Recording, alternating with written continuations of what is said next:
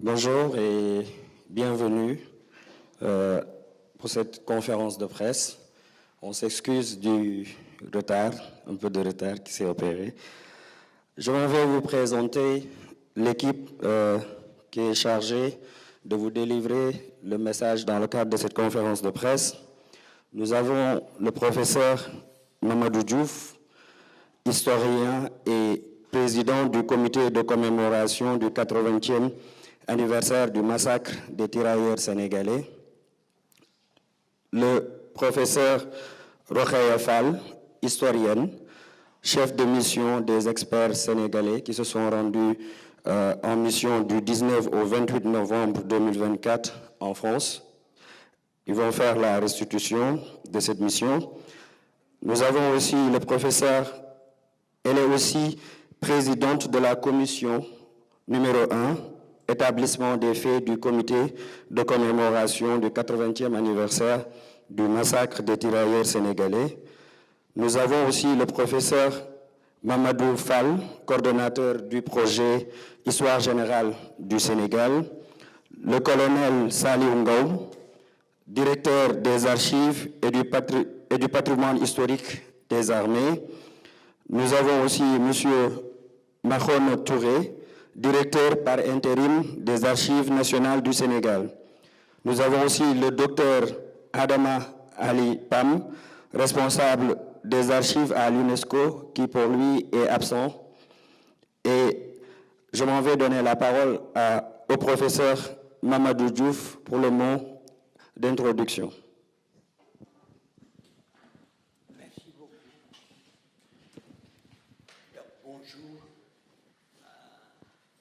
L'objectif de cette conférence de presse est d'une part de présenter le programme que nous allons dérouler à partir de presque d'aujourd'hui jusqu'en avril.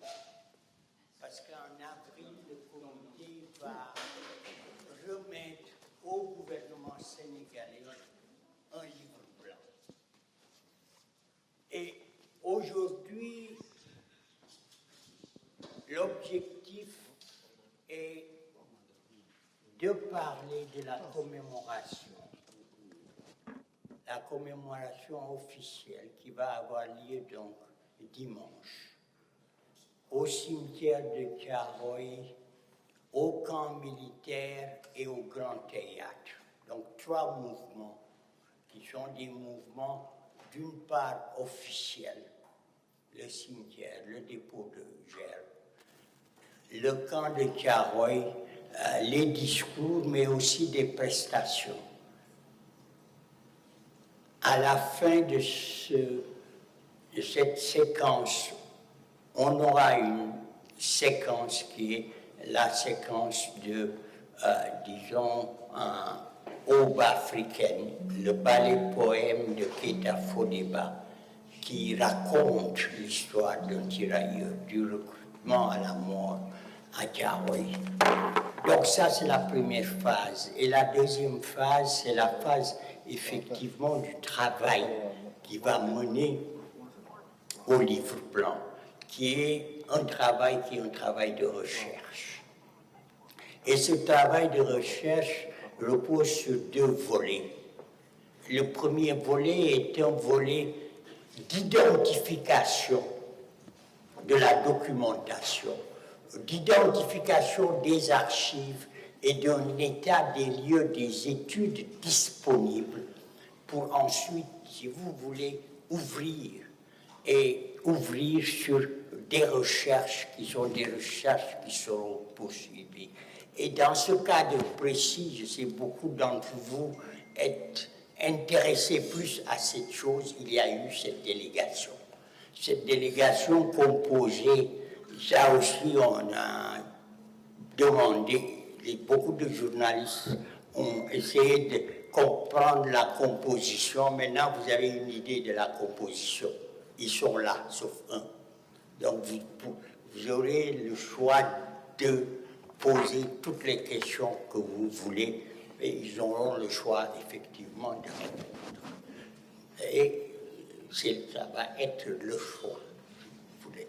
Et il est important de dire ça. Donc, ça, c'est un volet important. Cela veut dire quoi? Cela veut dire deux choses. Première chose, c'est que la décision de commémorer est une décision politique. Et cette décision politique peut reposer ou non sur des faits et sur un travail qui est un travail historique. C'est-à-dire entre la mémoire et l'histoire, c'est cette dialectique qui permet effectivement de penser que choisir la commémoration de Thiaroye, c'est effectivement un acte double. Premier élément, c'est que c'est un acte de souveraineté. Et un acte de souveraineté qui repositionne le Sénégal et dans l'espace ouest-africain et dans l'Empire français, son histoire et ses répercussions. Et c'est pour cela qu'il est important de penser ce volet qui est un volet politique. Et il y a un volet qui est un volet scientifique. Et ce volet scientifique est un volet à long terme, que le travail va être fait et va être fait de manière continue, aussi bien à l'intérieur du Sénégal, dans le cas sénégalais, si vous voulez, que dans le cadre de l'Empire français dans sa région. C'est-à-dire cet acte a aussi un écho, et cet écho, c'est son écho panafricain. Et c'est pour ça que le travail qui est lancé va être un travail d'histoire régionale, un travail de mémoire régionale, un travail de partage de l'ensemble des informations que nous allons réunir pour effectivement créer un socle. Et ce socle sera le socle panafricain. Et il y a le volet scientifique. Et ce volet scientifique porte, si vous voulez, la dimension politique. Ce qui intéresse et préoccupe l'État sénégalais, les chercheurs sénégalais que nous sommes, c'est d'établir la vérité des faits et de rétablir aussi la vérité des faits, parce que ces faits ont été manipulés et parce que aussi les informations qui seraient disponibles ne sont pas accessibles. Mais ça, c'est, comme je disais tout à l'heure, un travail que les historiens, que l'État sénégalais soit engagé ou pas, que les historiens font, aussi bien les historiens français, les historiens sénégalais que les historiens qui ne sont ni français ni sénégalais. L'un des premiers à avoir écrit sur le massacre de Thiaroye a publié son texte en 1978. Il s'appelle Myron Eckenberg, un Canadien anglophone. Donc, et qui a écrit aussi un grand livre, le premier grand livre en fait, sur l'histoire des tirailleurs sénégalais, de la création du corps à la fin. Donc, si vous voulez, c'est ce travail qu'on est en train d'être fait. Et retenez qu'il y a un double volet. Un volet commémoration, on va y arriver en dimanche, et un volet à plus long terme, qui est le volet du livre blanc. Et comme je disais tout à l'heure, cet aspect du livre blanc, donc la présidente de la commission qui s'occupe de cela est là, les membres qui sont allés, les membres de la délégation représentent justement ces volets. J'ai parlé de M. Touré, qui est le directeur par intérim des archives. On a un autre collègue qui est absent, qui est un documentaliste, et deux collègues qui sont... En fait, il y a donc deux archivistes, M. Touré et M. Pam. M. Pam n'est pas là. Il y a un documentaliste, il y a le colonel Gomme, et il y a les deux historiens que j'ai déjà introduits. Donc très rapidement, c'est un peu cela. Vous aurez la possibilité, on va aujourd'hui poster le programme général, donc d'aujourd'hui à avril, l'ensemble des activités qui seront organisées. Et donc, je pense que ces informations vont nous permettre d'avoir une conversation la plus fructueuse et la plus informative possible. Je vous remercie.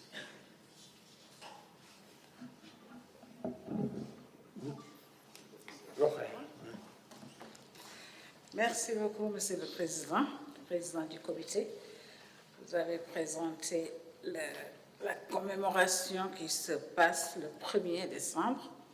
Et l'autre volet, c'est le volet scientifique où nous devons mettre en place tout ce qui va nous permettre d'avoir les ressources nécessaires pour alimenter le livre blanc.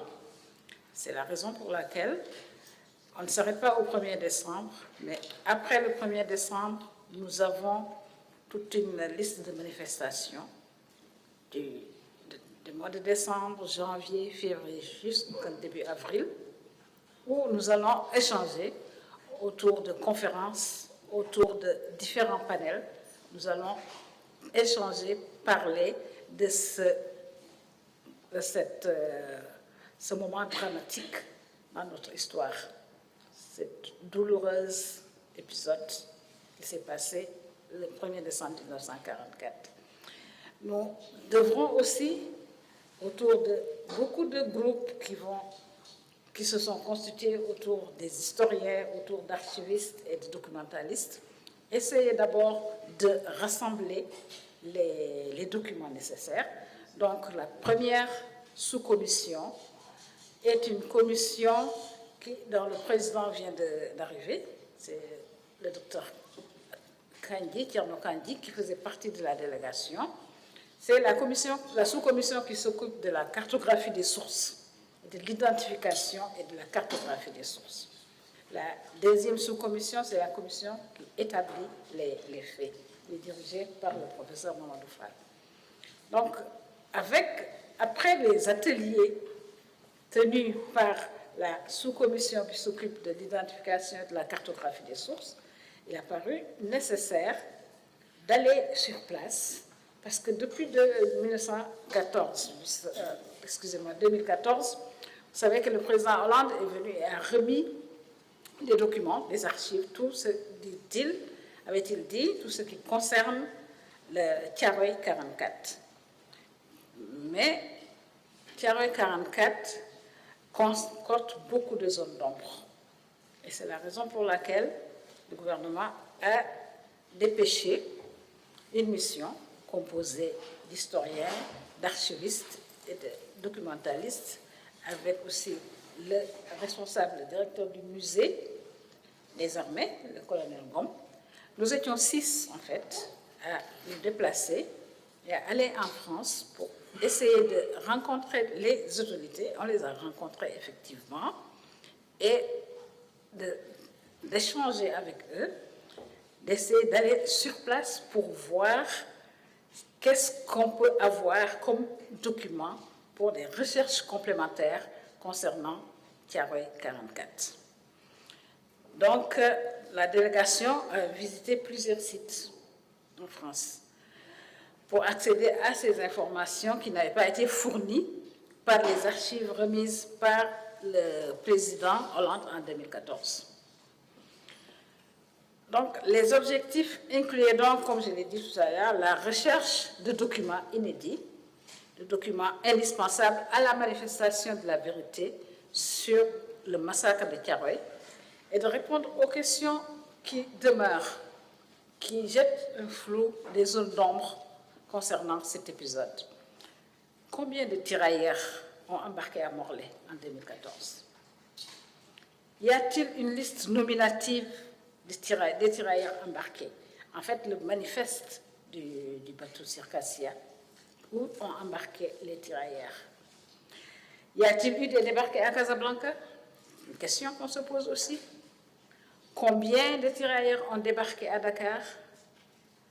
Le nombre de morts décomptés le jour du massacre? Le nombre de blessés? Combien de tirailleurs décédés suite à leurs blessures, des suites de leurs blessures? Où sont-ils enterrés? Y a-t-il des fosses communes?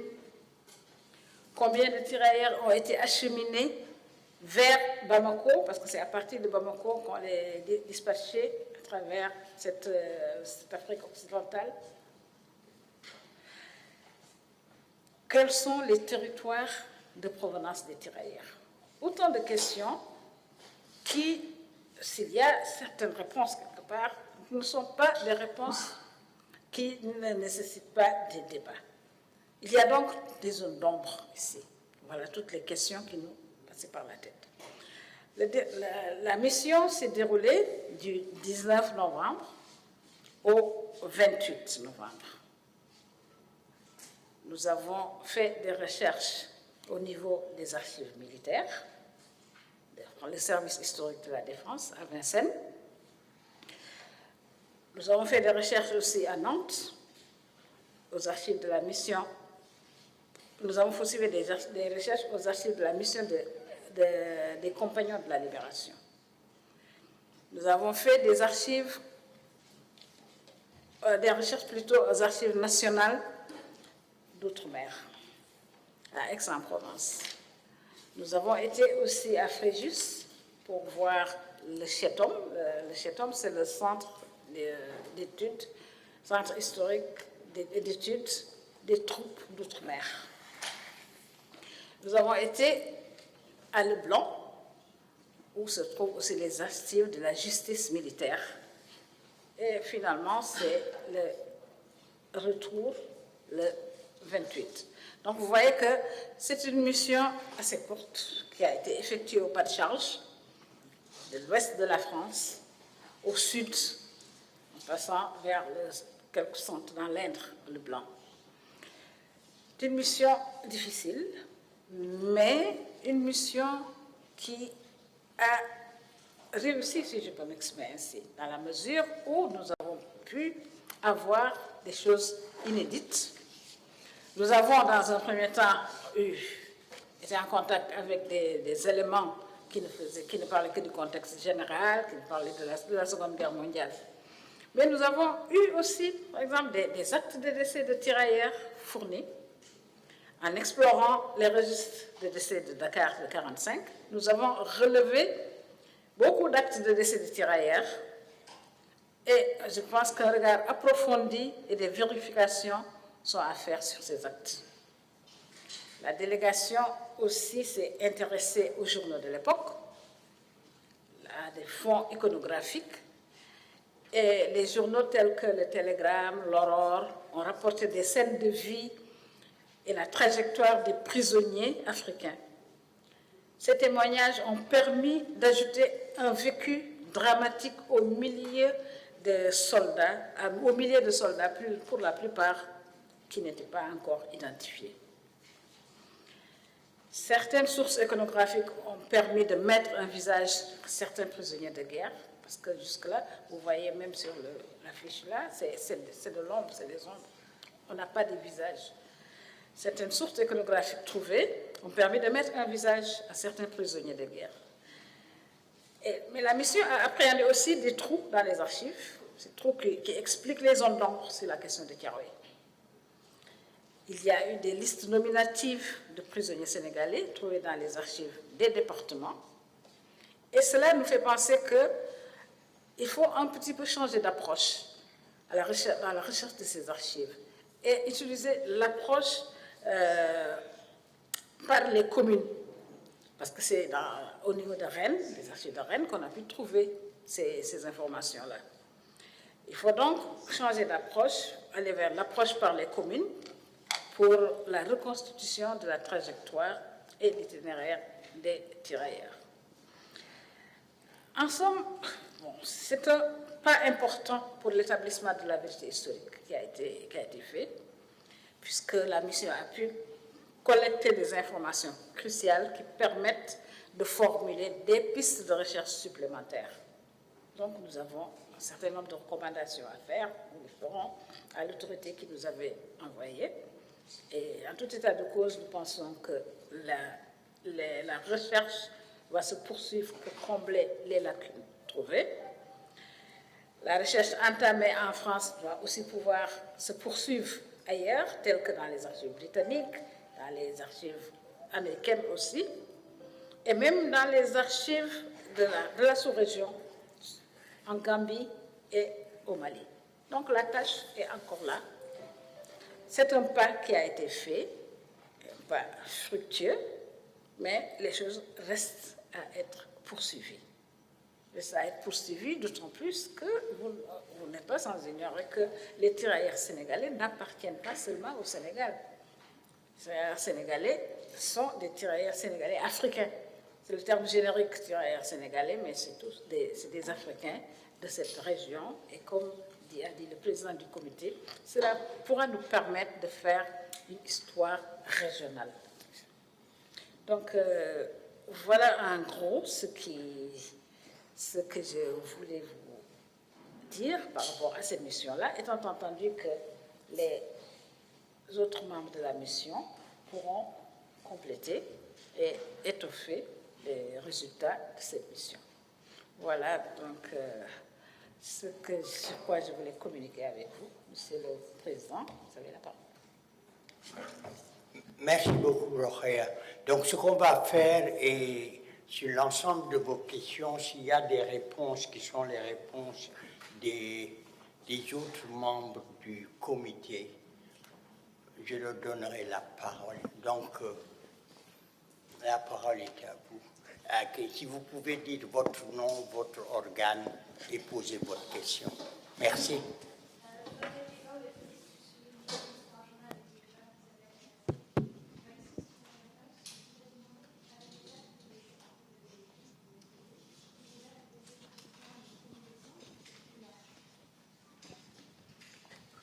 Il y a pour le 1er décembre, mais il y a des actes de décès qui vont jusqu'en janvier, mais on doit considérer ces actes de décès dans la mesure où, comme ils sont nombreux, ils viennent de l'hôpital principal, on ne peut pas dire de se lever du jour au lendemain, avoir une épidémie comme ça qui entraîne des décès. Donc c'est à analyser ces nombreux actes de décès qui ont été constatés au début de 1945. Ça nous intéresse dans la mesure où ça s'est passé ici à l'hôpital principal. Beaucoup d'actes de décès.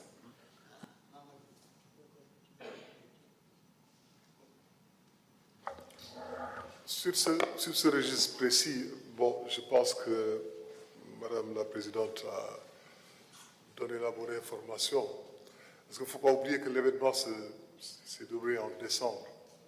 Alors, quand nous sommes arrivés, on nous a présenté les actes de décès de 1944. Déjà, ils étaient au nombre de 44 décès. Mais nous nous sommes dit, un événement de cette nature, avec la gravité des faits, les conséquences devaient nécessairement aller au-delà de 1944. Et nous avons demandé les registres de 1945. C'est au niveau de ces registres que nous avons trouvé beaucoup d'actes de décès. Alors, on est pour le moment prudent, parce qu'il faut faire des recoupements, il faut faire un tri pour voir les décès qui sont directement liés à l'événement, parce que ce sont des conséquences directes du massacre de Thiaroye.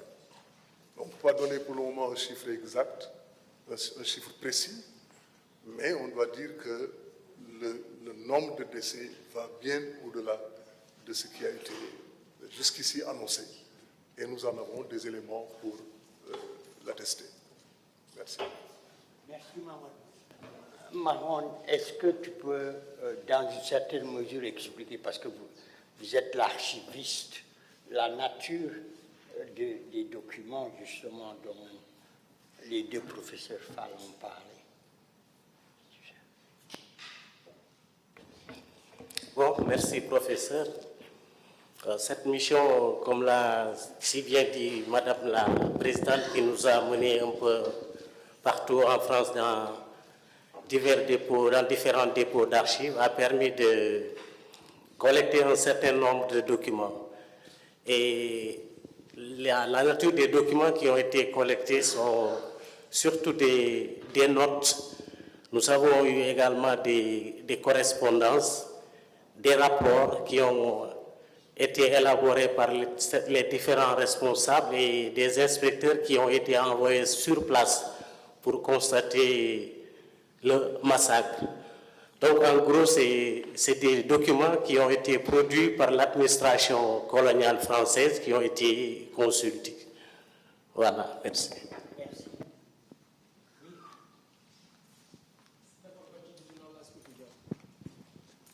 Moi, ce qui m'intrigue le plus, c'est si ces gens sont allés jusqu'à occulter cet acte, c'est-à-dire le massacre. Est-ce que vous pensez trouver quelque chose de... Est-ce que les archives sont fiables en tant que spécialiste? Est-ce que vous pensez que ces archives, on peut se fier? Est-ce que ce n'est pas tripatoué? Merci beaucoup pour votre question. La réponse est une réponse très simple. On est des historiens. Et le travail d'histoire est un travail qui repose sur une méthodologie très précise, mais aussi sur l'engagement avec les études qui sont faites et les sources qui sont faites. Cela veut dire quoi? Cela veut dire que pour cette mission précise, comme je disais, même si l'acte est un acte politique, le travail qui doit être fait est un travail scientifique. Et ce que les historiens, justement, ont l'habitude de faire, c'est de se retrouver face à ce qu'on appelle des sources primaires, des archives, et en faire, comme on dit de manière très prosaïque, une critique interne et externe pour effectivement proposer une interprétation, c'est tout. C'est-à-dire que ce travail n'est pas un travail idéologique. Ce travail sur la documentation est effectivement un travail de professionnel. Donc c'est ça la réponse. Les collègues, au fur et à mesure qu'ils vont travailler sur la documentation, pourront dire effectivement, et ça je l'ai dit dès le départ, on sait au moins deux choses de manière très précise. Et ça, les historiens qui travaillent sur cette question l'ont montré. Un, il y a des archives dissimulées, c'est clair. Deux, ces archives dissimulées entravent effectivement le travail, mais permettent toujours de tester des propositions qui sont des propositions interprétatives. Donc le travail va continuer et les historiens vont continuer à se chamailler sur l'interprétation. Mais la recherche et la nature de la documentation est du ressort de l'historien et de son appareil critique. Oui? Allez-y, derrière. Bonjour tout le monde, c'est M. Régis Moukila de la télévision marocaine Média TV Afrique. Ma question est beaucoup plus axée sur le volet scientifique, notamment le livre blanc. J'aimerais savoir, parce que tout à l'heure, vous avez parlé de l'appellation générique en parlant des tirailleurs sénégalais, mais je pense que Mme Rokhaya est revenue sur l'aspect africain en parlant justement qu'il y avait d'autres nationalités. Est-ce que justement le travail scientifique dans le livre blanc prendra en considération ce volet-là, c'est-à-dire dans le décompte, de donner par exemple pour tel pays en Afrique, histoire de rendre cet héritage mémoriel à d'autres pays de la sous-région? Merci.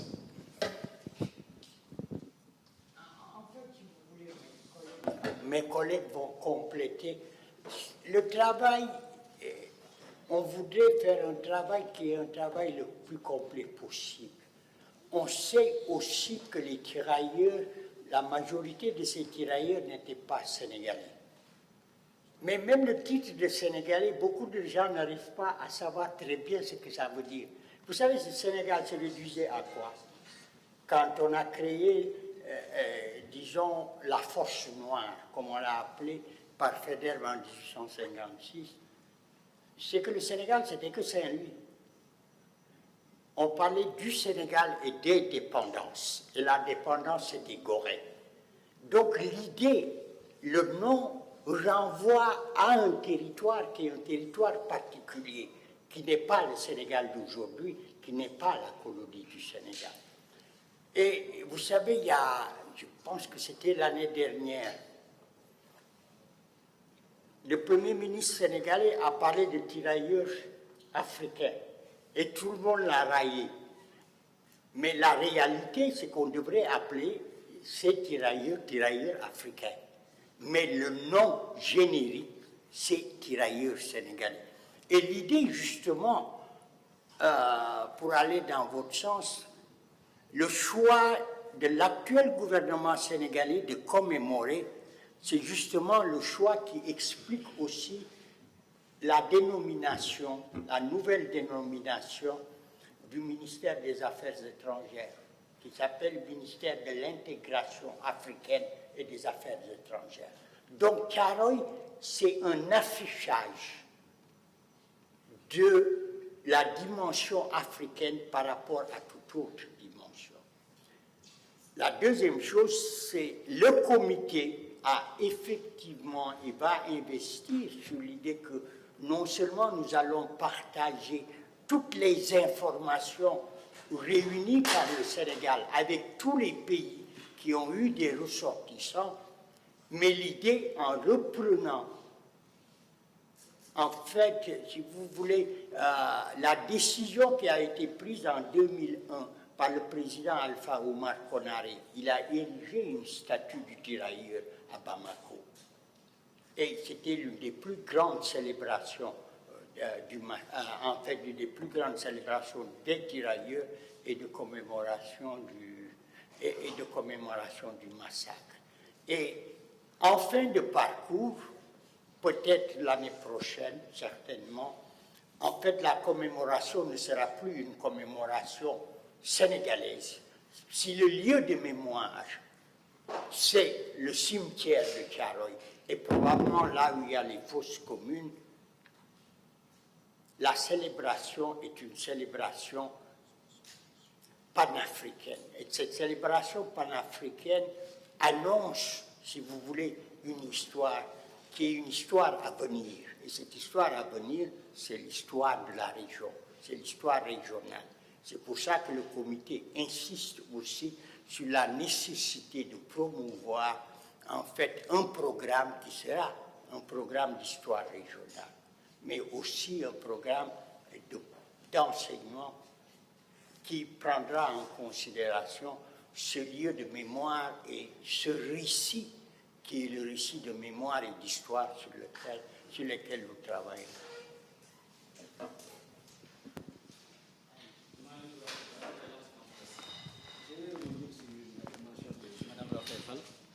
Qui a dit que les archives, en fait, ce que vous avez découvert en France lors de cette mission, permet d'avoir des informations qui n'ont pas été fournies par les archives remises en 2014 par le président français François Hollande. Et vous parlez d'informations inédites. Est-ce qu'on peut revenir sur ces nouveaux documents qui permettraient de répondre à certaines interrogations?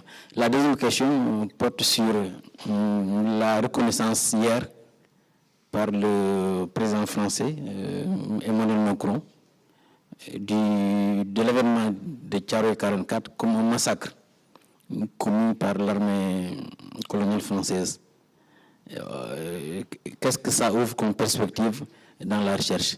Une troisième question subsidiaire, avec apparemment les facilités que la France vous a offertes lors de cette mission, est-ce qu'on a des raisons encore de douter de la bonne foi de l'Hexagone à fournir les documents nécessaires à la manifestation de la vérité dans cette affaire? Merci. Merci Malik. Merci. Bon, concernant les documents inédits, il me semble que le fait d'avoir trouvé ces actes de décès, déjà, c'est quelque chose d'inédit. Les recherches jusque-là n'ont pas eu à montrer, ou bien ils ne connaissaient pas l'existence de ces actes de décès.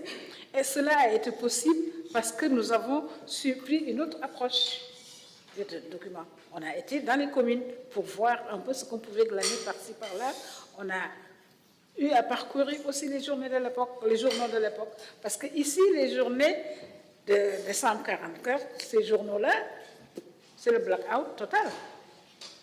Mais de là où sont partis les tirailleurs vers le nord de la France, Morlaix, ensuite les camps de Rennes, les camps de Versailles, la Flèche, tout ça, si on essaie de mettre le nez un peu dans ces documents-là, on peut trouver des documents qui, jusqu'alors, ont été inédits. Et ce qu'on a trouvé, c'est ça, un élément. La deuxième question porte sur la reconnaissance de Thiaroye 44 comme un massacre.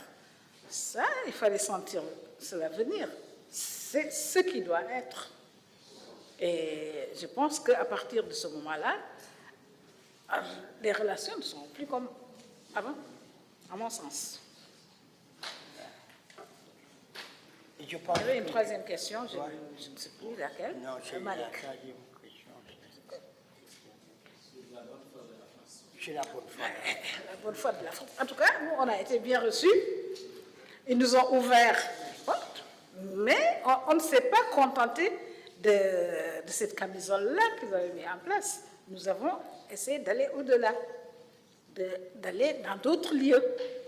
Voilà, c'est ce qu'on a fait. Donc, je ne doute pas de leur bonne foi, mais nous aussi, nous avons notre méthode de travail. Absolument. Avant de donner la parole au professeur Fall et à Mahon pour un peu compléter, vous savez que la France soit de bonne foi ou non, pourquoi ce serait notre problème?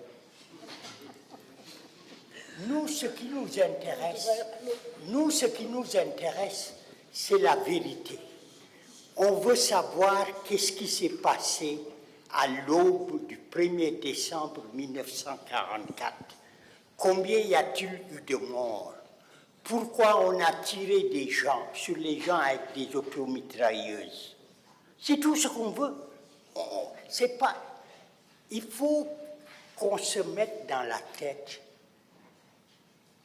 La France fait partie de la conversation, c'est tout. Mais c'est pas... Être pour ou contre la France, c'est pas la question.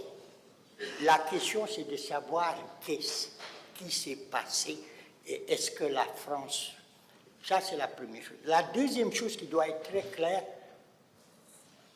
c'est que le massacre, il est consacré dès 1944. En 1944, Lamine Gueye parle de cette atrocité et de cette tuerie et demande la mise en place d'une commission parlementaire.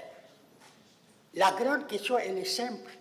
Depuis 1944, jusqu'à Hollande et maintenant Macron, la France a eu une seule attitude. Il y a eu une mutinerie qu'on a matée, mais il n'y a pas de massacre. Mais les gens ont passé le temps à dire qu'il y avait un massacre. C'est pour ça qu'une historienne qui est là a écrit que c'était un mensonge d'État. Donc la question, est-ce que c'est un massacre ou non, c'est très simple. Les gens disent qu'il y a un massacre, la France officielle dit qu'il n'y en a pas. 2014, Hollande vient ici et parle effectivement de répression sanglante, mais ne parle pas de massacre. Maintenant, il parle de massacre. Maintenant, Macron parle de massacre. Et vous savez pourquoi? Et c'est pour ça que, pourquoi doit-on s'occuper de la France? Il s'occupe de ses intérêts. Quand il a fallu parler de massacre, ils ont dit non. Maintenant, ils se rendent compte sous la pression, et c'est ça, qu'ils n'ont pas le choix. Et c'est pour ça que l'attitude sénégalaise, elle est très simple. Nous, on ne dit pas qu'on est contre ou pour la France. On dit on veut savoir, on va se donner les moyens de savoir, et on va en parler, c'est tout. Je vous dis, c'est aussi simple que ça. C'est certainement pour aller dans le même sens, parce que la qualification de massacre de la part du président Macron, cela relève d'une évolution sémantique. Mais les faits sont là, les faits sont constants.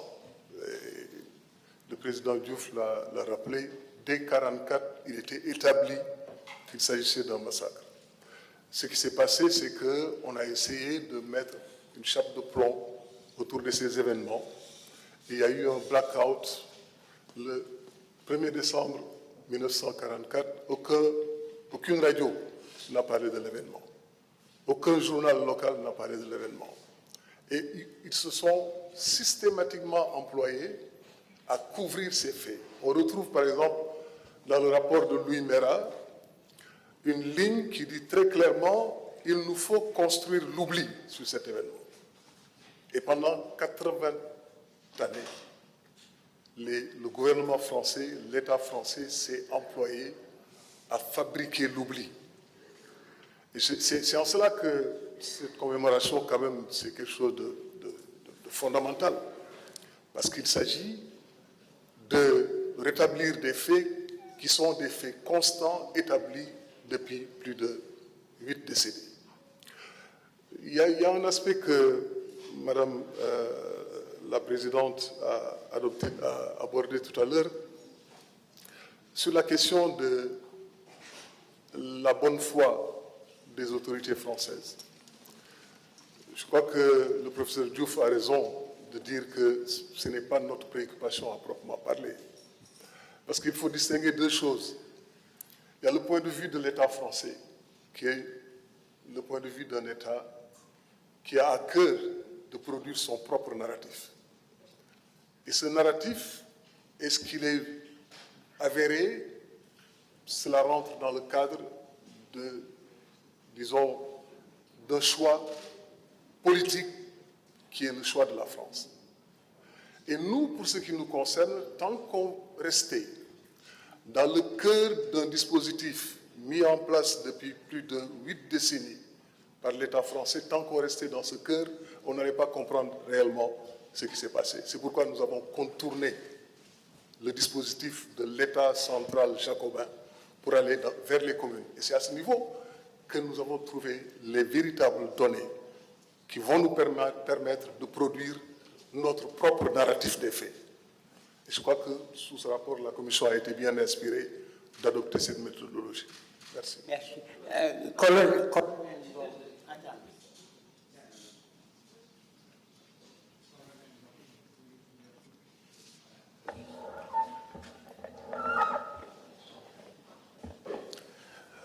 Merci, professeur. Je crois que je vais juste abonder dans le même sens, d'autant plus que pendant 80 ans, on a cherché à connaître la vérité, on n'a jamais pu la connaître. Il était question quand même que le gouvernement actuel prenne une décision en envoyant une délégation en France qui a pu quand même découvrir des choses qui vont changer la donne. Donc, que la France ait la bonne foi ou non, je crois que ça ne doit pas être notre préoccupation. Aujourd'hui, nous avons une mission. La mission, c'est de rétablir la vérité et je crois que nous sommes là sur la bonne voie. Merci.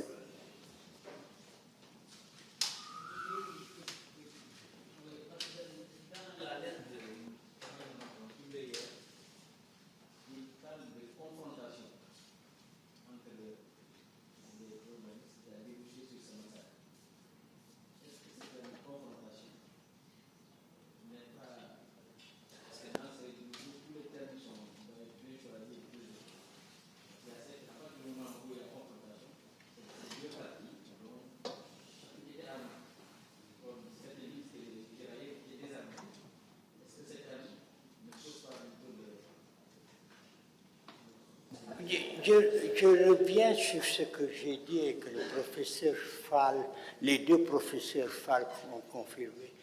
Ce qu'il faut comprendre, et je vais répéter tout le temps cela, cet exercice est un exercice double. Il y a un choix politique, il y a un choix intellectuel.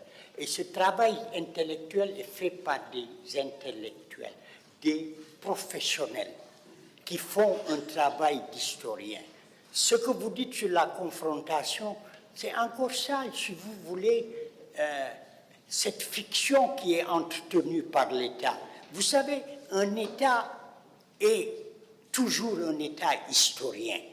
L'État tente toujours de contrôler le narratif sur ses performances, sur ses origines, sur tout ce qu'on veut. Et ça, on l'a répété, on continue à le répéter, et les historiens le répètent. Vous savez, le massacre de Thiaroye est l'une des tâches les plus importantes sur l'histoire de la France et de ses prétentions. De cette France idéale dont parle Senghor, dont parle Césaire et dont parle Fanon. Cette France qui a un discours et un narratif qui est tout le temps contredit par la France historique. Il y a une France historique et une France idéale. Et ça, on le voit pour Thiaroye. Vous savez, c'est la grande question, et c'est pour ça le professeur Fall a raison que les Français ont tout fait pour mettre une chape de plomb, mais c'est que c'est un massacre qui arrive au moment de la libération. Cette libération qui fonde la nouvelle France, la France gaulliste, où les compagnons de la libération vont jouer un rôle énorme. Au même moment, on dit aux Africains, vous ne faites pas partie. Vous retournez à votre place, la place de l'avant-guerre. Mais cette place, ils ne veulent pas y retourner parce qu'effectivement, ils ont appris aussi à défendre des valeurs qui sont les valeurs de la liberté, des valeurs de l'égalité et des valeurs de la fraternité. Et ils veulent en jouir. On leur dit non, parce que vous êtes des Noirs, des nègres, et parce que vous n'en faites pas partie. Et certains des rapports le disent carrément qu'il faut écraser ça, parce que si vous ne l'écrasez pas, c'est l'honneur du blanc, et je dis blanc, qui est en jeu. C'est écrit. Donc ce qui s'appelle confrontation, et là, Rohea en a parlé, et ça il faut se rendre compte, les rapports français disent ce sont des mutins qui se révoltent, qui ne respectent plus la hiérarchie, qui refusent d'être au garde à vous. Dans beaucoup de... On les accuse d'avoir attaqué des magasins à Dakar. On les accuse d'être armés, y compris avec des pistolets et des pistolets mitrailleurs. Ça, c'est dedans. Et donc, il fallait expliquer quelque chose. Par exemple, on dit qu'ils se sont rassemblés dans la cour pour demander des choses. Mais il y a des rapports qui disent qu'ils ne se sont pas rassemblés. On les a rassemblés dans la cour après avoir encerclé le camp à l'aube. Mais bien sûr, on ne peut pas expliquer, on ne peut pas tirer sur des gens en disant qu'ils n'étaient pas armés et ils ne nous ont pas attaqués. Il fallait bien un récit. C'est tout simple. Et bien sûr, la confrontation est là. Mais ça encore, comme je disais, des historiens français et des historiennes qui sont là ont fait ce travail pour montrer que, effectivement, comme on dit, pour nous historiens, même si c'est un peu plus, c'est des histoires. Pour couvrir quelque chose, c'est tout. Donc, encore une fois, Macron peut parler de massacre ou non. Macron peut parler de confrontation ou non. Mais nous, on n'est pas français. On est sénégalais. On est africain. On essaie de trouver le récit, qui est le récit des Africains par rapport à une histoire qui est une histoire partagée. C'est tout. Vous savez, le Premier ministre sénégalais l'a dit, mais bien avant le Premier ministre sénégalais, Chinua Achebe l'a dit, le grand écrivain nigérian, qui dit effectivement le monde est en conflit parce qu'il y a des populations qui considèrent que le seul narratif c'est le leur. Et il dit le monde serait en paix si tous les narratifs seraient empilés sur une autre. Toni Morrison l'a dit. Toni Morrison a dit, je ne vois pas pourquoi le commentaire des autres sur moi est ce commentaire que je dois digérer. Je dois produire mon propre commentaire sur ma présence dans le monde. Ce comité ne fait que ça pour quelque chose de précis. Et ce comité est capable de penser et de commenter ce que tout le monde dit sur cet événement. Parce que la délibération est aussi un acte de production, fait partie, si vous voulez, des opérations historiques. Et ce qui est clair, c'est que ce comité se limitera à faire ce travail, mais peut aussi commenter sur des positions qui sont des positions politiques. Mais en ce qui concerne cet événement, Thiaroye 44, en ce qui concerne ce qui s'est vraiment passé et les circonstances dans lesquelles cela s'est passé, le travail est un travail historique. Oui. Allez-y. Bonjour, je salue les membres du comité ainsi que mes chers confrères. Bon, je voudrais vous demander, excusez-moi, c'est Ousmane Mangane, je suis journaliste à Radio Chine Internationale. Je voudrais savoir, est-ce que durant donc votre séjour en France, vous êtes tombé sur comment dire, encore des correspondances entre les chefs militaires basés à Dakar et leurs supérieurs? Est-ce que vous êtes tombé sur des documents officiels concernant cela? Également, est-ce que dans le cadre du débarquement également, vous avez eu des fiches d'embarquement également qui confirment les chiffres qui ont été annoncés, ou ça infirme ou confirme ce qui a été dit? Également, à Casablanca également, est-ce que réellement aussi vous avez eu des chiffres par rapport à cela? Jusqu'à Dakar et à Bamako également, le nombre, est-ce que ça rime avec ce que vous avez trouvé? Ou bien vous n'êtes pas tombé sur des documents concernant cela? Autre question, est-ce que vous privilégiez aussi, ou bien vous donnez une importance également aux recherches archéologiques? Est-ce qu'il sera facile aussi même de réaliser ces recherches archéologiques? Merci beaucoup. Merci, professeur. Je pense que sa question rejoint celle de M. Ba relative à la découverte de documents inédits.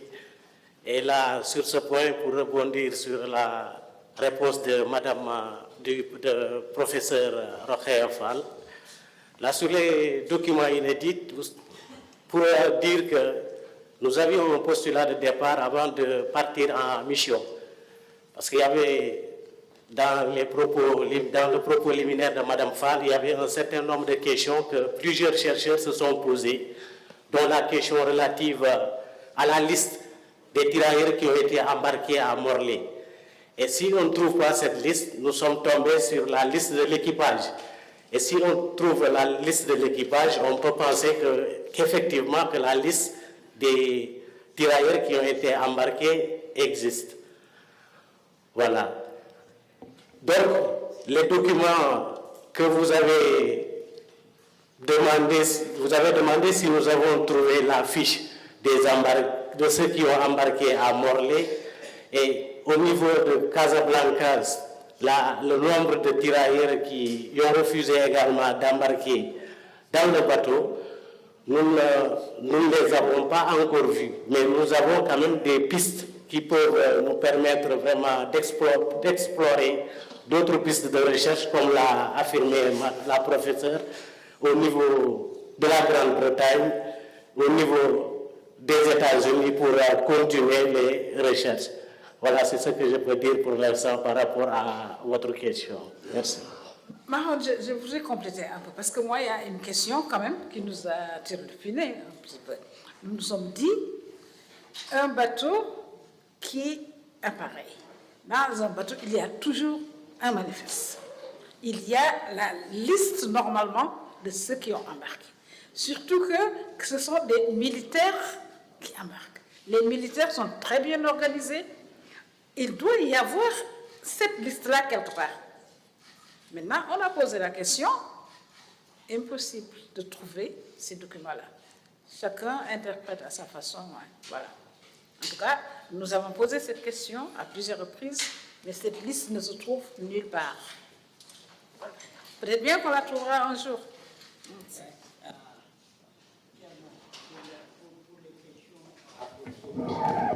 Merci beaucoup, professeur. Monsieur le Président, merci. L'absence de liste d'embarquement fait partie des trous des archives. Parce que dans beaucoup de dossiers, il y a la discontinuité de certaines pièces. Donc l'absence de certaines pièces, parce que Mme Fall l'a souligné tout à l'heure. Donc nous supposons que c'est des documents qui existent, mais que nous n'avons pas encore trouvés. Par rapport au versement aux archives remis en 2014, selon le service historique de la Défense, les archives remises correspondaient à l'état de la recherche à l'époque. Cela signifie, 10 ans après, d'autres documents peuvent être trouvés et remis au Sénégal. Nous avons trouvé sur place des actes de décès qui n'étaient pas remis en 2014. On a exploité la presse d'époque qui ne faisait pas partie des documents remis. Cela signifie que la recherche doit se poursuivre et peut-être c'est des listes qui pourraient se trouver quelque part. Je vous remercie. Les archives, les fouilles archéologiques pour compléter. Vous savez, ça aussi, c'est une perspective purement, si vous voulez, historique et scientifique. L'idée, c'est de faire le travail documentaire qui est absolument indispensable avant de se lancer dans le travail de fouille. Parce que, si j'ai bien compris, effectivement, on ne sait pas qui est enterré dans ce cimetière. Est-ce que les gens sont vraiment enterrés là? Est-ce qu'il y a des fosses communes dans cette enceinte ou y a-t-il des fosses communes ailleurs?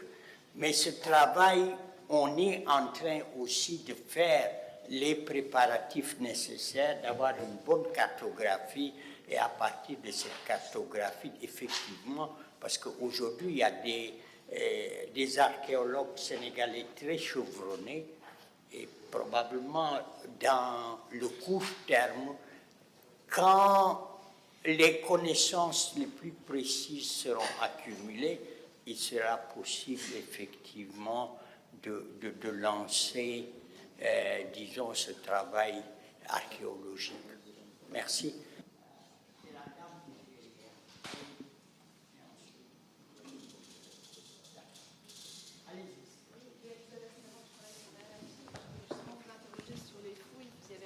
Donc c'est savoir s'il y avait déjà une date pour ces fouilles, mais donc vous dites que vous allez d'abord vous concentrer sur les archives. Je voulais aussi savoir si ce comité va rouvrir des entretiens auprès de potentiels témoins ou si vous allez vraiment vous concentrer sur les archives françaises. Et au risque de vous faire répéter, il y a quand même une question qui me reste. Vous avez dit à plusieurs reprises qu'il y a des archives dissimulées en France. À l'issue de cette mission en France et de la tournée des archives que vous avez faite, est-ce que ça confirme le fait que des archives ont été ostentoirement ou avec une volonté cachée, ou au contraire, le fait qu'on vous ait ouvert les portes, vous vous êtes rendu compte que finalement tout était accessible?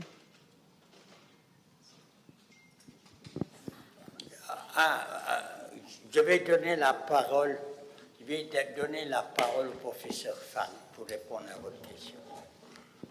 Oui, je dois dire que l'ouverture des autorités françaises à notre endroit a été manifeste. Il n'y a pas à dire. Vraiment, ils ont fait preuve de beaucoup de bonne volonté. Mais vous savez, il y a plusieurs manières de, disons, cacher un document derrière le secret défense, par exemple. Il y a beaucoup de documents que nous avons demandés, mais on nous a fait comprendre que ces documents ne sont pas encore communicables du fait du secret défense. Donc, sinon, je pense qu'on y a répondu tout à l'heure d'ailleurs. Si on voulait nous contenter exclusivement de ce que la France a bien voulu nous livrer, peut-être que, bon, on en serait toujours au même point. Nous avons estimé nécessaire d'aller au-delà de ce qu'on nous a livré pour aller chercher nous-mêmes. Et lorsque nous avons cherché, nous avons trouvé la confirmation, en tout cas des débuts de réponse par rapport à beaucoup de questions pour lesquelles on n'avait pas de réponse. Et ça me permet, si vous me permettez, Monsieur le Président, d'insister sur un point. Le nombre d'embarqués. Moi, je suis moins pessimiste que la plupart de mes collègues. Moi, quand une autorité française me dit et écrit dans un télégramme que le 4 novembre 1944, 2400 Sénégalais ont embarqué pour Dakar je le prends au sérieux.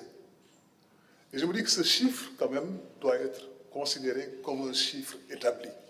Parce que ça a été dit par le général Ingold dans un télégramme qui date du 4 novembre 1944. La question qu'il nous reste à régler, on connaît le chiffre au départ et on connaît le chiffre à l'arrivée, approximativement. Ils sont partis de 2400, 350 sont restés à Morlaix, donc on suppose que 2050 ont embarqué sur le Circassia. Et les archives, les autorités militaires ont établi qu'au port de Dakar,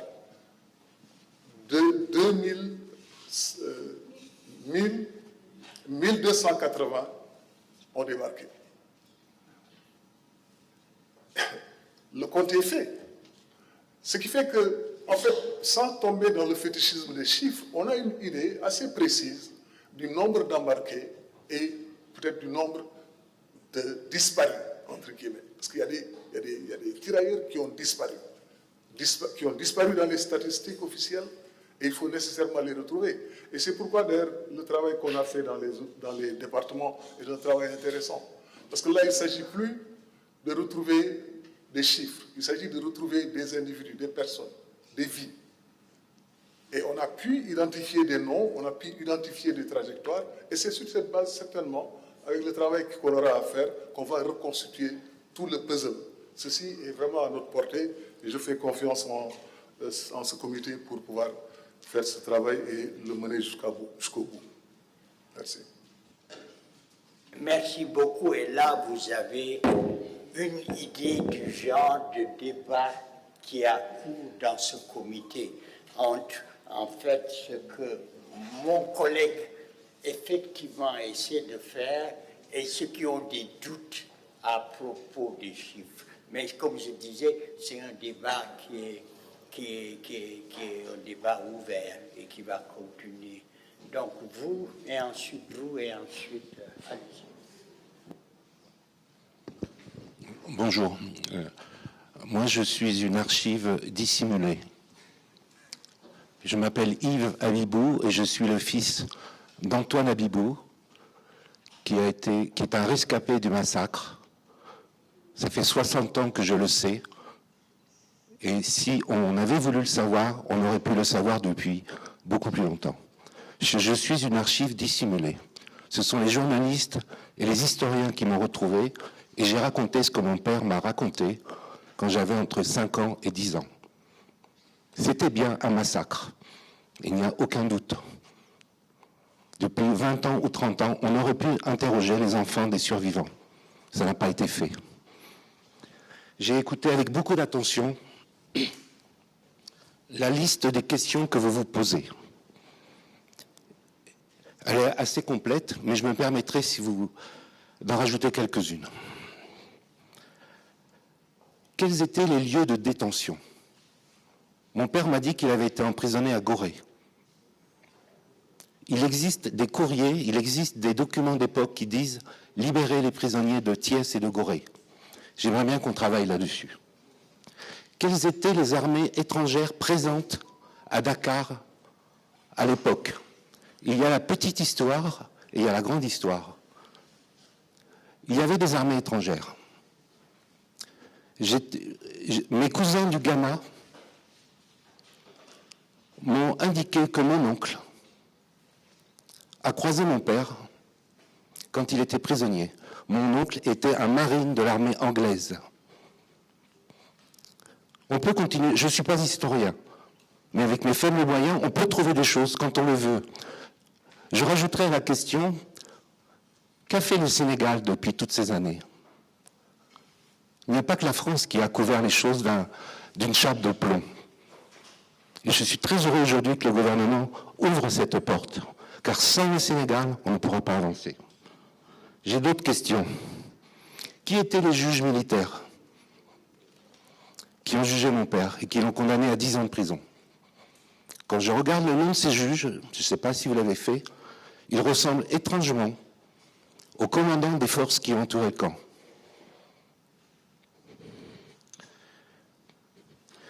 Avez-vous jeté un coup d'œil sur le journal de Vincent Auriol? J'ai acheté les 7 exemplaires de son septennat. Dans la période de 1944, il n'y a strictement rien dans son journal sur le massacre de Thiaroye. Autre question que je me pose dans la grande histoire. Quelle était l'attitude du général de Gaulle à cette époque? Obligatoirement, il était au courant. Qu'est-ce qu'il a fait avec cette histoire? Voici quelques pistes que je propose aux historiens et aux journalistes de creuser, dont je n'ai pas encore entendu parler, et qu'en tant qu'archive invisible ou dissimulée, je me permets de poser. Et enfin, la dernière question que j'ai envie de poser, c'est comment a pu se construire le mensonge de la rébellion armée? Est-ce qu'on imagine que c'est rapatrié, qu'on a déshabillé en arrivant à Dakar? Mon père me l'a raconté. Il était fier de son uniforme de marine. On lui a enlevé son uniforme, on lui a remis un uniforme des tirailleurs sénégalais. Est-ce que vous pensez vraiment qu'on lui a aussi remis des armes? Comment s'est construit ce mensonge? Comment est-ce qu'on a pu y croire? Et sans les historiens, sans Mme Mabon qui a attiré mon attention là-dessus il y a une quinzaine d'années, moi-même j'aurais cru à cette farce. Voici quelques pistes que je vous propose de creuser. Je vous remercie.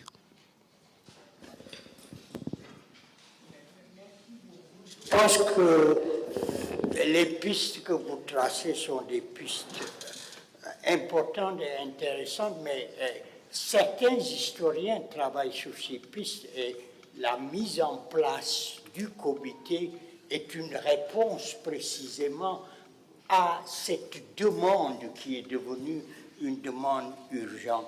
Sur les armées étrangères qui sont présentes, le travail commence à être fait. Et l'idée, c'est précisément aujourd'hui de lancer le mouvement. Parce que comme vous le dites, c'est vrai, les régimes sénégalais ont été complices. Je vous donne un exemple. Dès 1944, Lamine Gueye s'échine à avoir une commission parlementaire. Senghor, dès décembre 1944, écrit son poème sur Thiaroye, où il se lamente justement de ce qui est arrivé, où il parle de ces... Et c'est un des premiers à se rendre compte que peut-être la chose la plus importante quand on parle de ces tirailleurs, c'est le fait qu'ils aient été prisonniers de guerre pendant 4 ans. Et le deuxième vers de son poème, c'est prisonniers noirs, prisonniers français. Et donc, pourquoi Senghor et Lamine Gueye, qui dès 1944 jusqu'en 1946 parlent du massacre de Thiaroye, quand le Sénégal devient indépendant, ils n'en parlent plus. Il faut faire ce travail pour comprendre ce qui s'est passé. Mais ça, c'est une nouveauté, ça disparaît. Et Thiaroye disparaît. Et Thiaroye disparaît de l'espace politique sénégalais jusqu'en 1963 à peu près. En 1963, le PAI organise, Parti africain de l'indépendance, organise des pèlerinages. Après le PAI, ça va être, ma collègue Rokhaya connaît bien, ce sont les maoïstes qui organisent et qui parlent de ce qui s'est passé à Thiaroye. Et c'est vrai, il va falloir essayer de comprendre pourquoi il a fallu Alpha Oumar Konaré pour qu'on en reparle. Il y a une chose, par contre, qui est importante, qui mérite aussi de faire un travail, c'est que les associations, à la base, vont se préoccuper de Thiaroye. Et à Thiaroye et hors de Thiaroye. Et dans les... Donc, il y a, vous avez raison, un travail qui est à faire. Mais ça aussi, je pense qu'on en est à cette phase. Vous avez parlé de Vincent Auriol et de ses mémoires. C'est vrai.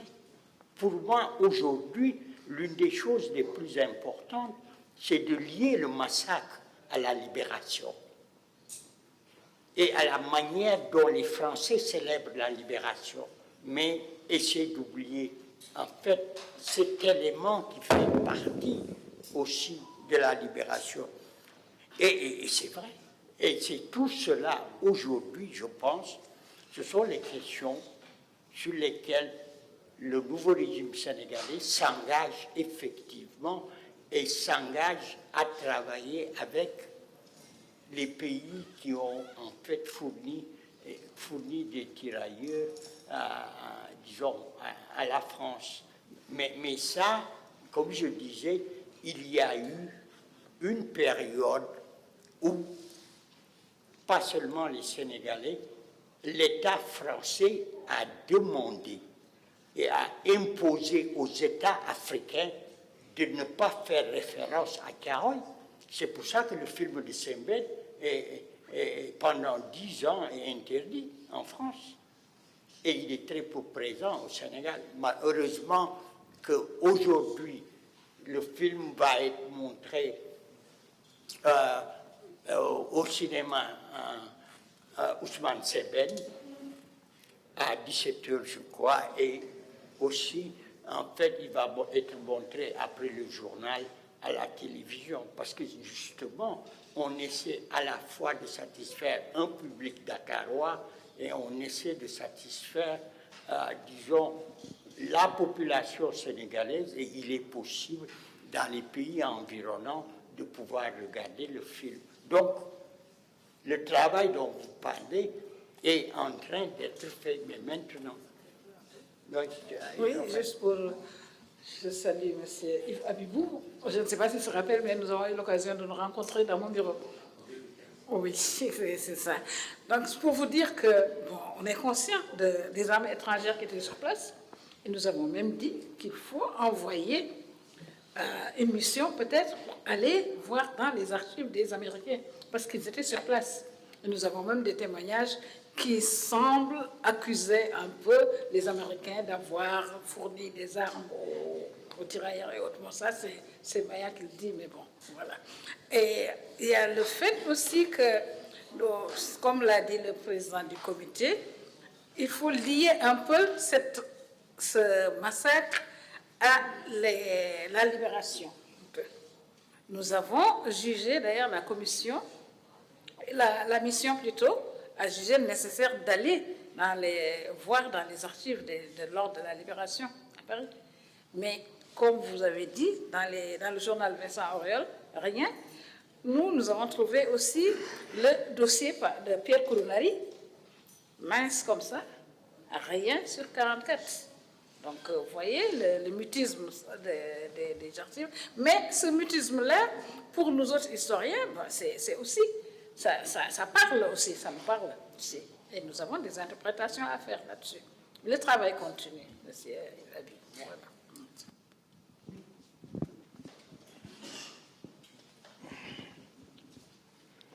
Bonjour à tous. C'est Ablaï Diallo du quotidien Yoryol. Dans cette affaire-là, dans un premier temps, l'État français, ou bien disons la France officielle, avait reconnu 35 morts, puis 70 morts. Finalement, Madame Mabon nous parle de des centaines de morts, plus de 300. Vous avez eu à consulter un tas d'archives. Depuis des années, vous travaillez sur le sujet. Est-ce qu'on pourrait avoir le nombre de morts? C'est des dizaines ou bien des centaines? L'autre question que j'ai, c'est à propos de la responsabilité de René Pleven, le ministère aux colonies, et du général Dagnan et du général de Boisboisel. Quelle est leur responsabilité là dans ce massacre? L'autre chose que j'avais à dire, bon, vous êtes des historiens, vous faites un travail scientifique, mais hier j'ai eu à parler à un de vos collègues, il me dit que ce qui est plus choquant dans cette histoire, c'est de voir des Français qui n'ont pas fait la guerre massacrer des Africains qui se sont trouvés la peau pour la France. Et je pense aussi, ça aussi, c'est un fait historique indéniable. Merci.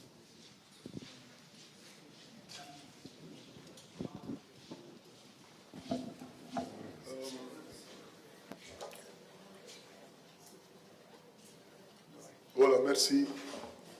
Moi, il y a une note quand même que je voulais ajouter au tableau,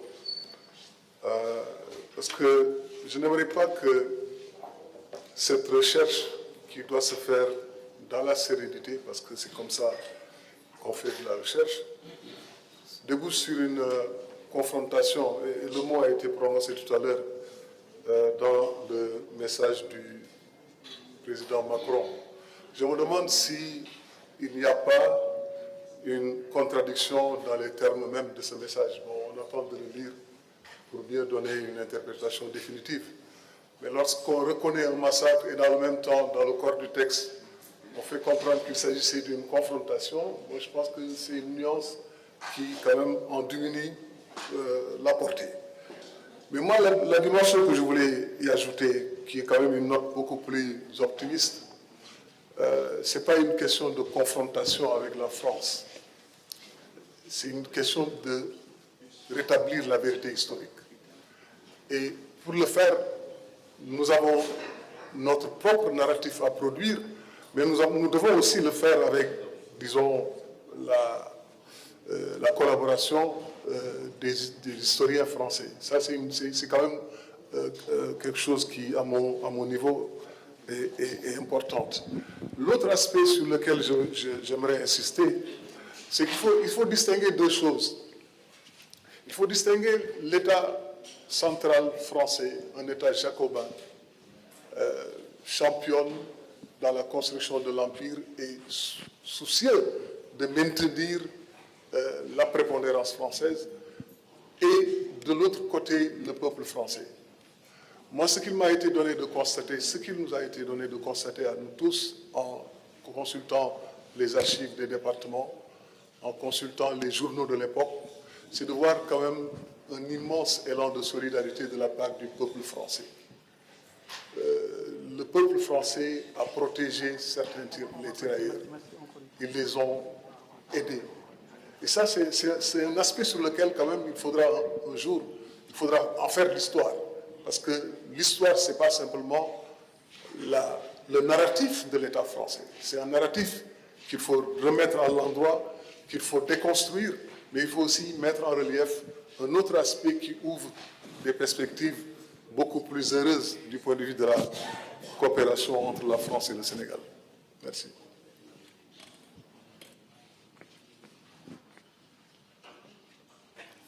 Merci beaucoup. Ce qu'on va essayer de faire avant de terminer, c'est qu'on peut encore avoir deux questions, les deux dernières questions. Ensuite, je vais donner à ma collègue qui est une vraie Wolof, Rokhaya Fall, de donner un peu une idée. Moi, je ne peux pas, je ne suis pas Wolof. Donc. De donner une idée de ce dont on a parlé. Est-ce qu'il y a deux dernières questions? Allez-y.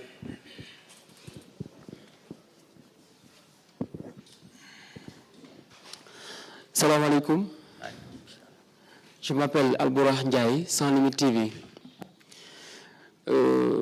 L'autre fois, dem nañu fi nga xamné mom moy ci camp Thiaroye bi, ñu won ñu benn salle Martyr Bay. Ñu gis fa ay objets yi dëggal ne ñu bari ci ñoom foofu lañ leen suul. Ba ñu demee ci cimetière itam ñu won ñu foofu ay corps, comme par exemple que foofu mooy cimetière yi nga xam ne après massacre bi ñoom ne foofu lañ leen dajale suul leen foofu. Ñu bëggoon xam exactement ndax cimetière yooyu dafay dëggal ne ñooñu ba leen massacré ba pare foofu lañ leen suul ou pas, ndax da ngay dox sax des fois ci réew mi ñu naan moytul surtout boo demee Thiaroye ñu naan fii am na corps bi fi tëdd wala fee. Ñu bëggoon xam exactement ndax cimetière yi foofu la ñu nekk wala am na feneen foo xam ni fa lañ nekk ci Thiaroye. Merci. Bon, c'est la sérère de service qui parle wolof. Bon, donc cimetière yi donc bi may commencé sànq sama restitution nee naa leen affaire sëg yooyu question la boo xam ne ñun ñu ngi koy posé wu xamuñu lan la ñu suul foofu amuñu ci benn information xamuñu ñaata lañu xamuñu ndax dañ leen suul benn par benn xamuñu ndax dañ leen jël dugal leen ñu ci bare ci ay fosse commune li ñuy wax fosse commune si zone d'ombre la bokk ci zone d'ombre yi la bokk te comme ni ko Mamadou waxee progressivement dinañ ñëw ci période boo xam ne bu dul yàgg d'ailleurs parce que technologie bi avance technologie permettre na ko pour ñu xool si effectivement dafa am foofu ay fosses communes wala si aussi effectivement am na ay corps yu nekk ci cimetière bi wala déet donc loolu luy ñëw la donc yegguñ ci mais dinañ ci yegsi incha allah. Merci, Président. Bon, li ma ci mën a wax rek mooy effectivement nit ñi dañuy def ku nekk day wax ne lii am na léeg-léeg am na ñii di wax ne fosse yi fii la nekk ñii di wax ne cimetière yi fii la nekk mais je crois qu'il faut qu'on soit prudent. De toutes les façons ci mission bi ñu exécuté en France nii am na ci loo xam ne découvrir nañ ko bu soobee yàlla bés bu ñu ko feeñalee di ngeen xam ne on aura trouvé des informations qui n'ont jamais été trouvées jusqu'ici à propos de ces cimetières-là. Mais pour l'instant, il faut qu'on attende que conclusion finale soit mise à la disposition des autorités. Comme ça, nous allons exactement ce qu'on découvrir. Mais pour l'instant, vraiment, il faut y aller avec beaucoup de prudence. Parce que pour la cimetière, on a beaucoup de points. Les gens ont des plans, le cimetière, etc. Mais il faut qu'on soit prudent jusqu'au moment où peut-être les fouilles archéologiques dont les gens ont parlé peut-être révéleront la vérité. Mais retenez que, avant de découvrir la mission de la France, je pense que il y a quelque chose de nouveau qui a été découvert. Merci beaucoup. Merci beaucoup, colonel. Donc, ce que je voudrais faire pour clore cette conversation, qui nous espérons a été une conversation fructueuse et que vous avez pu effectivement glaner des informations et vous avez du matériel pour informer vos lecteurs. Et je voudrais insister sur 3 choses qui sont importantes. D'une part, que c'est un projet et un projet qui est en train de se dérouler. Et ce projet va se dérouler dans les années à venir. C'est-à-dire que cette commémoration aura lieu chaque année. Parce que ce qui fait une commémoration, c'est comme un pèlerinage. On retourne pour réapprendre et ajouter quelque chose à ce qu'on a appris. Et ce travail de mémoire et de construction d'un lieu de mémoire Thiaroye, de récit de mémoire continu, sera effectivement un élément essentiel pour le Sénégal d'aujourd'hui. Mais pas seulement pour le Sénégal. C'est aussi un projet qui est un projet panafricain. Et ça, c'est important. Et le travail qui est en train d'être fait et qui sera poursuivi est effectivement un travail qui portera sur la région et sur tous les territoires qui ont participé à la guerre. La deuxième chose que je voudrais dire, c'est que l'histoire des empires, c'est à la fois l'histoire d'une métropole, mais aussi de ses colonies. Et le travail que nous avons à faire est un travail qui affirme que l'unité analytique, c'est l'empire. Et c'est dans cet empire que ce massacre a eu lieu. Et là aussi, pour dire que ce n'est pas de la confrontation, et il ne s'agit nullement de la France. Il s'agit d'une histoire dans laquelle la France a participé. Et la France a son récit. Et ce n'est pas seulement la France. Vous savez, vous avez posé la question de la dissimulation des archives. Mais ça fait partie de l'histoire des empires. Si vous faites l'histoire de l'empire colonial américain, les Américains ont raconté des tas d'histoires sur les, entre guillemets, les Indiens qui les attaquaient, qui n'étaient pas vrais, mais parce qu'ils voulaient les massacrer et prendre leur... C'est aussi ça. Si vous prenez l'histoire de l'Afrique du Sud, on continue à essayer de voir ce qui s'est passé là, parce qu'il y a une partie des archives qui sont dissimulées. l'histoire des Mau Mau au Kenya dans les années 50, c'est la même chose. Les Anglais ont tout fait pour qu'on ne sache pas qu'ils ont massacré les Mau Mau, les Kikuyu. Ils ont fait la même chose pour la révolte des Sepoy en 1857 en Inde. C'est une tradition impériale. Et cette tradition impériale d'avoir des moments de violence et des moments de crise et des moments, disons, de dissimulation, c'est quelque chose, les historiens ont cette habitude de ça et de travailler sur ça. Donc ça veut dire qu'aujourd'hui, ce n'est pas une question de confrontation, c'est seulement une question qui est la question de l'établissement, disons, des faits. Bien sûr que il y a plein de réactions qui peuvent être des réactions effectivement liées au fait qu'il y a des choses. Disons qu'un État, en particulier l'État français, peut difficilement accepter. Vous voyez l'image que la France s'est construite d'elle-même et comment cette image est contredite, pas seulement par Thiaroye qui annonce les massacres de l'après-guerre, mais il y a eu Sétif en Algérie en 1945, il y a eu les massacres de Madagascar, il y en a eu aussi quelques-uns en Indochine que Mamadou Fall a étudié. Donc, c'est ce travail-là qui est important. Et ce travail, effectivement, du moins de notre côté, est un travail qui ne peut absolument pas, en fait, refléter, si vous voulez, des positions partisanes ou des mensonges. On ne peut pas doubler le mensonge français avec un mensonge sénégalais. Et le comité ne va pas le faire. Ça veut dire que le comité va proposer effectivement, et c'est la fin, un livre blanc qui va faire un état des lieux. L'état des lieux de la documentation, l'état des lieux où les documents sont préservés. Vous voyez ce dont a parlé Fall et les deux Fall. Quand on a commencé ce travail, le focus, c'était les archives publiques. Maintenant, on se rend compte que peut-être les archives de département, ce dont parlait Yves Abibou, les témoignages, et ce travail va continuer à être fait. Malheureusement, ils sont tous morts, mais ils ont des descendants et il y a des traces. Et ces traces, on espère les voir. Mais il est important de voir que c'est ça. Première phase du livre blanc, c'est le contexte.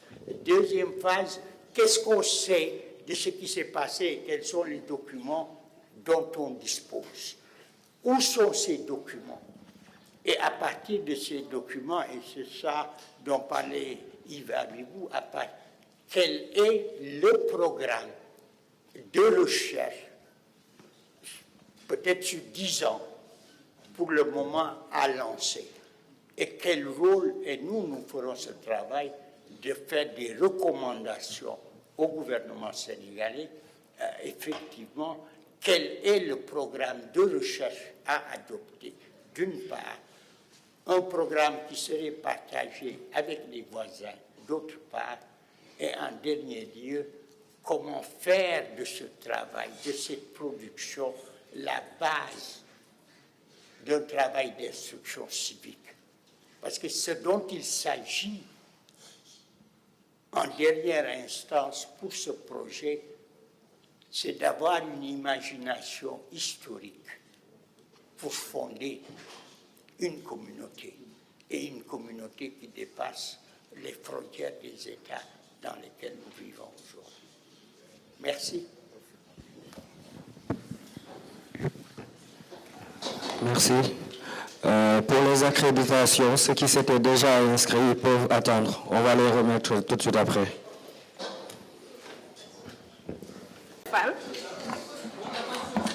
man maa jiite woon délégation bi ñu yónni woon France pour ñu dem saytu ji tuuti document d'archive yi ñu mën a gis foofu yoo xam ne xëy na président Hollande bi mu ñëwee 2014 indaale wu ko woon donc ñun ñi toog fii ci table ji ñun ñoo demoon professeur Fall docteur Thierno Kandji ak monsieur Mahom Touré moom directeur par intérim des archives la qui moom mooy directeur. S'il vous plaît, dans la salle, un peu de silence s'il vous plaît, dans la salle. Qui mooy coordonnateur général bu histoire générale du Sénégal. Donc ñun dañ ñu yebaloon pour ñu dem saytu ji tuuti xool ndax dinañ mën a am yeneen document yu uute wala yooyu ñëw complété document yi nga xam ne président Hollande indiwoon na ko fi 2014 muy document d'archive yu jébbaloon ko Sénégal yoo xam ne yépp dafa amoon trait Thiaroye 44. ba ñu demee nag wax dëgg yàlla comme ni ñu ko waxee sànq rek waa France ubbil nañ ñu suñu ambassadeur déjà moom moo ñu teeru tatagal ñu ànd ak ñun ba ñu dem gis autorité française yi ñu wax ak ñoom itamit wax dëgg fa yàlla ubbil nañ ñu boole ñu ak fi nga xam ne bu ñu demee war nañu fa fekk ay li ñuy wut ñaari kii la woon nag foofu fi ñuy wax service historique de la défense bi nekk Vincennes foofu archives militaires yi ñoo fi nekk ak fi nga xam ne ma nga Aix-en-Provence foofu archive nationale d'outre-mer lañ koy tuddee ba ñu fa demee ñu teeru ñëw tatagal ñu ubbil ñu jox ñu ay archives foofu waaye ñun dañ leen ne dañu bëggoon aussi ak lu nu saytu la suñu bopp dem ci yeneen place yoo xam ne xamoon nañ ne am na ay archives yu fa nekk muy Nantes di Quimper di Rennes di Fréjus ak Leblanc donc muy juróom-ñaari lieux yoo xam ne dem nañu fa mu doon lu métti nag parce que dañoo sore yoo daal doon métti mais dem nañu seet ba xam ndax dinañ fa am kii wax dëgg yàlla am na yu ñu fa fekk am na yu ñu fa gis te yaakaar nañu ne comme nag joxaguñ ko ki ñu yónnee woon duñ ci mën a xuus trop waaye daal mën ngeen jàpp ne am na yu ñu gis yoo xam ne dina doon loo xam ne dina yokku ci gëstu bi ñu doon def ci li xewoon fii Thiaroye en 1er décembre 1944 donc mission bi mën nañu wax ne mission bi quand même réussir na et puis bon la suite mu ngi nii depuis hier loo xam ne boobu ba léegi juróom-ñett fukki at a ngi nii France nanguwuloon a wax ne ñoom ay soldats français ñoo tiré ci ay soldats yoo xam ne africain lañu dañoo demoon di leen jàppale ca xeex ba dem ba ñëw ba ñu libéré wu ñu ñëw dellu seen réew ñoom ñu janoog ñoom tiré ci ñoom ñun ñu doon wax ne historien doon wax ne lii massacre la massacre nag xaw ma ko mën a traduire en wolof waaye dañ leen boobu waaw boobu mais boobu ñu bare te France moom dañoo wax ne rek ay soldats yu mutiné woon la ñoo xam ne dañ doon réclamer de manière kii donc c'était normal que ñu tudd réprimer leen waaye léegi depuis hier France reconnaître na par sa voix la plus officielle mooy la voix d'Emmanuel Macron que ni lii ay boom dëgg la nu mu tudd massacre dëgg la donc muy loo xam ne lu ñu mën a marqué la d'un point quand même un point important voilà donc vraiment je pense que résumé naa yi fi tënk naa ko ci wolof en français on vient pendant depuis 2 heures de temps d'en parler. Bon, en français, c'est Mamadou. Je vais donner la parole au professeur Fall. Il va en parler. Il va faire le résumé en français de la mission. Man wolof la ak séeréer. On est tubaab.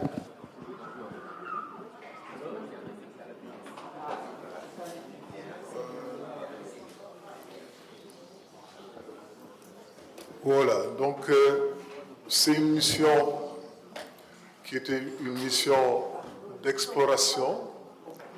C'était une mission pour avoir des documents complémentaires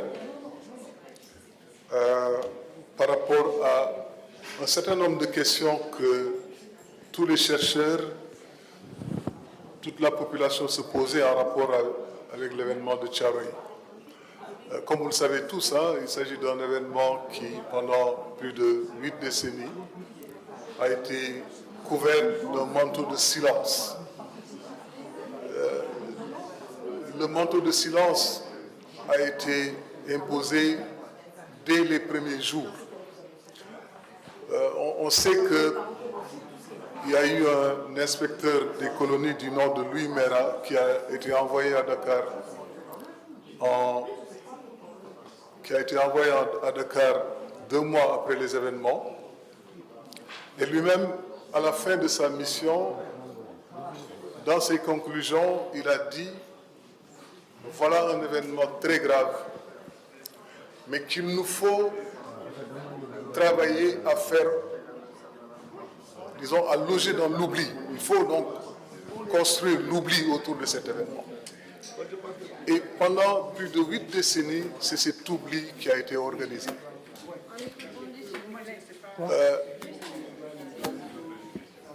Les archives n'ont pas été divulguées pour l'essentiel.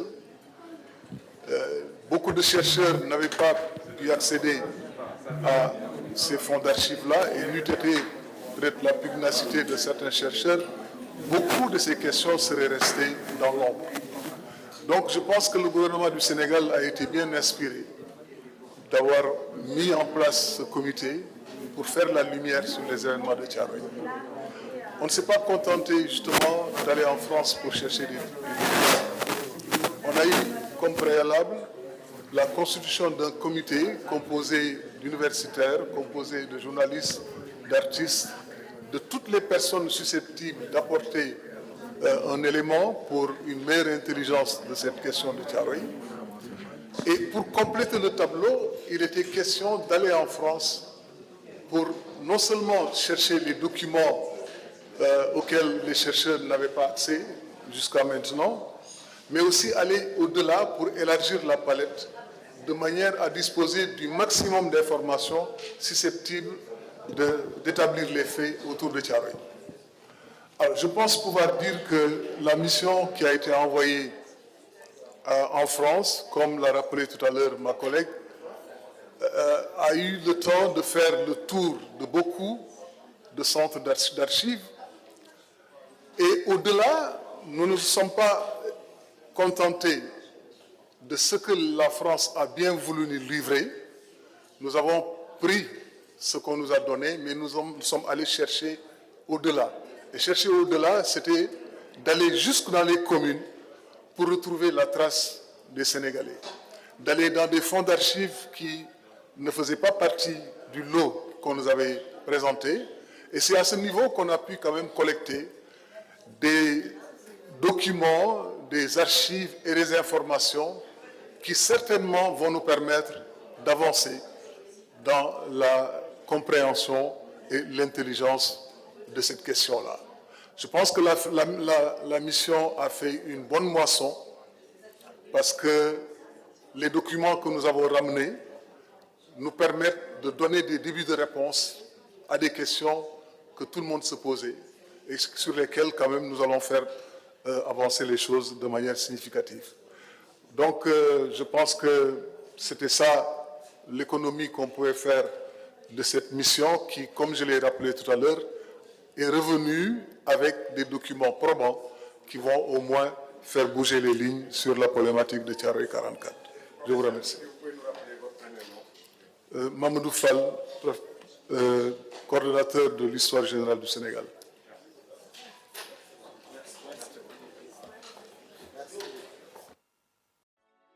Bonjour tout le monde, Dieynaba Coulibaly, Madame Kandji, commerciale chez Merco Humo. Comme nous avons fait tous les visites, nous avons fait sur le site pour présenter notre projet. Les terrains sont entre km 50 et Pout. Ce sont des terrains de 180 mètres carrés qui coûtent 4 500 000. Wow, 4 500 000. Donc, pour si vous voulez, vous avez apport réservation 500 000. Vous avez FOD, madame, ouverture frais de dossier à 200 000. 4 millions yi des Merco Humo may la nga fay ko ci diiru 3 ans manam 36 mois papier yi ce sont des notifications de bail accessibilité bi mom machallah parce que djégé na gare de terre bi société suñu kanam aéroport baangi né aussi autoroute à péage bi c'est juste à côté donc chers clients de Merco Humo ñu ngi leen di invité ngeen ñëw def ay visites sur site c'est du lundi au samedi à partir de 9h da ñuy contacter su numéro yi nekk fii ci affiche bi su ngeen ñu jotee ñu expliquer leen comment faire ngeen ñëw def seen visite su ngeen bëggee finaliser aussi bureau yaa ngi nekkee Ouest Foire.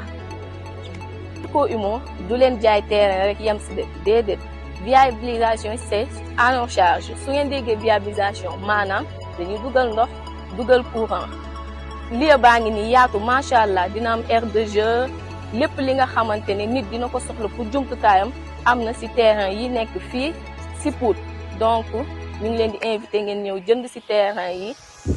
Merco Humo votre partenaire foncier de référence bëgg na bépp citoyen bu nekk ci Sénégal ou de la diaspora bénéficier wu ci opportunité yi mu leen offrir kon lu ngeen di xaar daw ci leen gaaw.